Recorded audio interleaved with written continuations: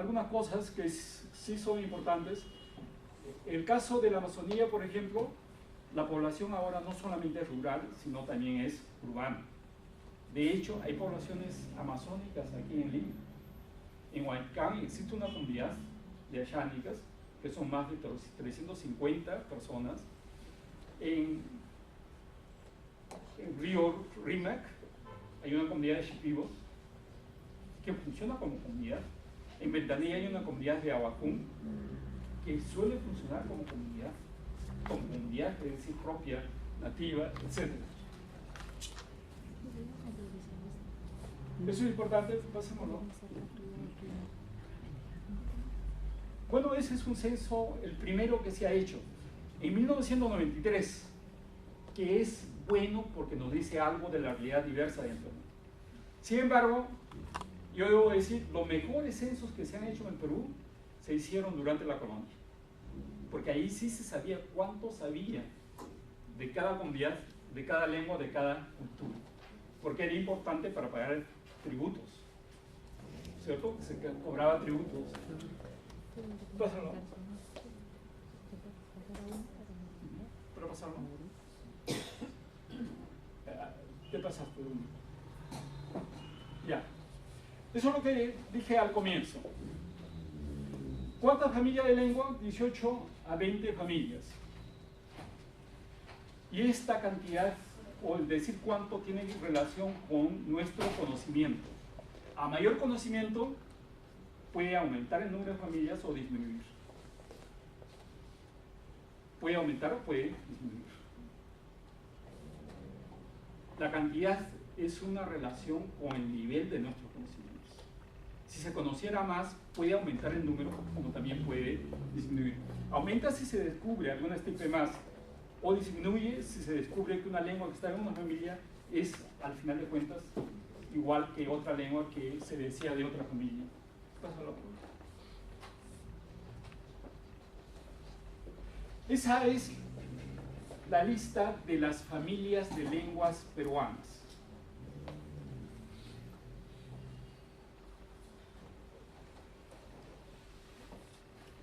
Familias lingüísticas, de las cuales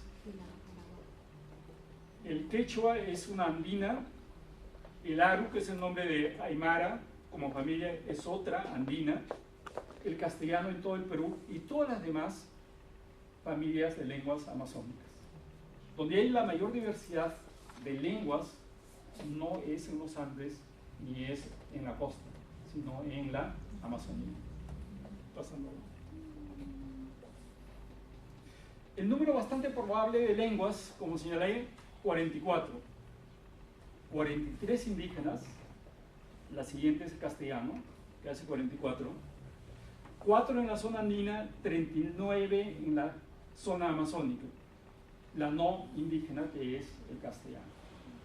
Pasando. Este número, para comparar solamente, es menor a la cantidad de lenguas que hay en Colombia, mucho menor a la cantidad de lenguas que hay en Brasil, es mucho mayor a la cantidad de lenguas que hay en Paraguay, en Bolivia, en Venezuela. En total, en toda América del Sur hay alrededor de 380 lenguas y alrededor de 90 familias de lenguas.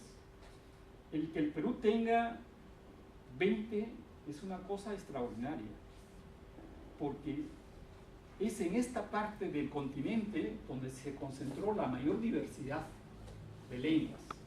De hecho, 20 familias significa la mayor diversidad. En Brasil hay pocas familias, pero cada una de las familias tiene una enorme cantidad de lenguas, que no es el caso en el Perú. En el Perú hay muchas familias y cada familia con pocas lenguas. La que tiene más, que no es muy correcto, es la familia Pano, por el hecho de organización en clanes, y la familia Arawak, por el hecho de haber mucha identidad de ciertos grupos, aunque no haya lingüísticamente mucha diferencia entre las lenguas respectivas. Y hay aparte un problema que es de naturaleza teórica. La diferencia entre lengua y dialecto es una diferencia técnica muy ambigua. De hecho, se han contado para el Perú 44, 56, 75 lenguas, 100, dijo alguien acá, y podría contarse hasta 200, si es que uno tomara que cada clan habla una lengua, y no es el caso. No es el caso. Esas son cifras que se han mencionado. Estas lenguas que son diversas y las culturas relacionadas con ellas, en términos lingüísticos, que no voy a detenerme, tienen sintaxis muy diferente. Por ejemplo, de la selva su encanto, eso tiene que ver con una lengua como el quechua, que tiene la misma estructura. Del cine su hijo, como dice el televisor, ¿no es cierto? Tiene que ver, en ese sentido, por ejemplo, una lengua de la selva que dice que tiene eso, se parece al quechua, en términos. Tiene morfologías diferentes, tiene fonologías diferentes, semántica diferente que tiene que ver con cultura. Pongo solo un ejemplo. La cultura bora o la lengua bora o los bora han estado en periódico en los últimos, creo que hace un mes o 2 meses, un problema en Chile, ¿no es cierto? Los boras son la lengua peruana que se parece más al chino, porque tiene tonos. Y aparte de ellos, tiene un tipo de sonido que solamente hay en poquísimas lenguas, entre ellas una lengua africana que se llama de los hotentotes o los bosquímanos, que son esas personas bien pequeñas, que sin embargo tienen velocidad cuando corren. Y solamente esta lengua en América tiene un sonido como lo tienen los hotentotes. En cuestiones semánticas, la diferencia es radical entre lenguas y entre variedades de lenguas. Eso es una cuestión técnica, lo quiero pasar, pero sin embargo quiero advertir. Pásalo. Todas las lenguas indígenas peruanas y las culturas respectivas están en peligro, todas. Incluso lengua como el quechua, que tiene alrededor de 9 millones de hablantes en todos los países, está en peligro, porque se pierde hablantes, disminuye hablantes. En términos relativos, el censo anterior tenía más hablantes de quechua y el censo actual, el último, tiene mucho menos hablantes en términos relativos, aunque la cantidad absoluta sea mayor, pero en términos relativos es cada vez menor.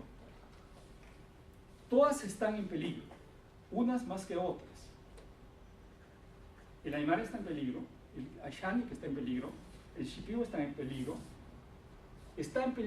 el taushiro, que tiene un solo hablante, una sola persona. Como lengua ya no existe, en el sentido de intercomunicación, como conocimiento sí existe. El único hablante de taushiro hace un año puso un aviso en las radios en Iquitos y buscaba personas para casarse con ella, para tener hijos y enseñarle el taushiro para que no se pierda, porque si el señor muere, ya la lengua ya no existiría. Yo no sé si tuvo éxito o no. Bueno, ¿qué pasa cuando una lengua se pierde? Se pierde una experiencia humana que es única, que no se puede sustituir, que no se puede repetir. No es posible volver a vivir toda la experiencia de un grupo humano que pierde una lengua, que pierde lo que es correlacionado con la lengua y la cultura. Esa experiencia implicó millones de años en formarse, y eso no se puede recuperar. De ahí la importancia de que no se pierdan lenguas y culturas. Y de ahí el interés en los últimos años en todo el mundo para que no se pierdan lenguas y culturas. Porque se pierde algo que implica cosas que no podemos volver a experimentar, que costó millones de años. Por ejemplo, esta es una lista de lenguas y culturas asociadas a ella que se han extinguido en el Perú. Yo voy a meter en la costa. ¿Qué se hablaba en Piura cuando llegaron los europeos? Se hablaba un idioma que se llama Tayán, en Talara, en Piura. Felipillo era hablante de Tayán y era bilingüe, aprendió también quechua y debió haber sido bien inteligente, que fue escogido para aprender a su vez castellano. Y con el castellano que sabía hasta ese momento, fue intérprete en Cajamarca y seguramente no fue un buen intérprete. Luego se habló Quignam, es el nombre de un idioma, en Trujillo, la costa de Ancash. En Trujillo, aquello que se llama cultura moche, esa cultura tenía como lengua este idioma. Cuando nosotros vamos a Chanchán, estamos yendo al espacio urbano del pueblo Quina, ocupado por supuesto por los mochicas. Los Quignan se refugiaron en la orilla del mar, vivieron allí, y durante la presencia de los españoles, como no pagaban impuestos, no tenía importancia. No se asimilaron, pero desaparecieron alrededor del siglo XVIII, a comienzos del siglo XVIII. En los Andes, en Ayabaca, ¿qué se hablaba cuando llegaron los españoles y entraron por Ayabaca, desde Cuenca? Un idioma que se llama Palta, que es de la misma familia que el jíbaro abajún. Otro idioma de los Andes, Puquina, que se habló en el Cusco, en Arequipa, en Puno, parte de Bolivia. Ese es un idioma importante en la historia del Perú. Vamos a ver eso. En San Martín, los de Cuela, ¿qué hablaban? Hablaban un idioma cuyo nombre es Chacha, que desapareció cuando llegaron los europeos. Y es bueno saber de ellos al menos algo. Cuando Pizarro entra a Cajamarca, Atahualpa estaba en Cajamarca, ¿no es cierto? Pide al curaca de los chachas que venga a Cajamarca. Pero el curaca de los chachas se queda en el río Balsas, en un lugar que se llama Balsas. Y no entra a Cajamarca a ayudar a Atahualpa. ¿Por qué no entra? Sus soldados eran niños de 13 o 14 años, porque todos los adultos habían muerto durante la guerra con Huáscar. Y el curaca, bien inteligente, dice, hay una nueva realidad, hay que examinar esto. Y concluye, porque no le conviene, hasta ver qué pasa. Eso hicieron varios pueblos en el Perú, entre ellos los de Huancayo, los del Valle del Mantaro. Entre ellos, yo soy ancashino, del sur, de Pativilca, y un paisano de provincia fue a Cajamarca, se llamaba Cachamalqui, a examinar la nueva situación. ¿Por qué es importante todas estas cosas? Porque las necesidades de ver interculturalmente las cosas que pueden afectarnos siempre ha existido. Y concluye este paisano diciendo que no me conviene aliarme con Atahualpa. Tiene ventajas por ello. En Valle del Mantaro nunca ha habido haciendas porque no había encomiendas, que fue un acuerdo que hicieron los huancas con los europeos. El paisano mío fue el primero que montó a caballos. Un hijo de él se alfabetizó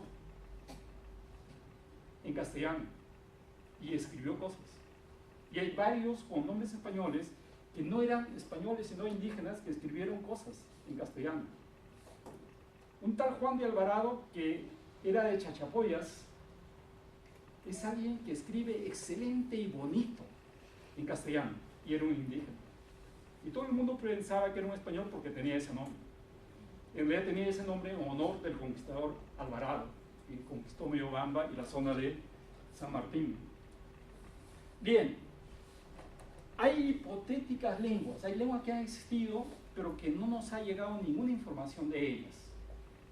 Pero les señalo, por ejemplo, hay una cantidad de lugares en la parte ancashina desde el cañón hasta Cajamarca, que termina en la terminación cat. Por ejemplo, hay Macat, que ahora es Macate, y así toda una serie, hasta Cajamarca. Hay otra serie que termina en den, como Celendín, Yapodén, etc., de la zona de Cajamarca. Esos lugares, con esas terminaciones que no pertenecen a ninguna lengua existente, ni a ninguna conocida, son lugares en los que se hablaron algún idioma antes, de las que no ha quedado ni un rastro salvo esos términos. Hay una zona en Huánuco, del Chupaichos, por ejemplo, que también es un espacio donde debió haber existido alguna lengua. Ahora, cuando estas lenguas desaparecen, no desaparecen completamente.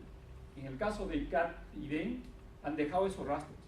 En el caso de las otras lenguas, como Sec, que es de Sechura,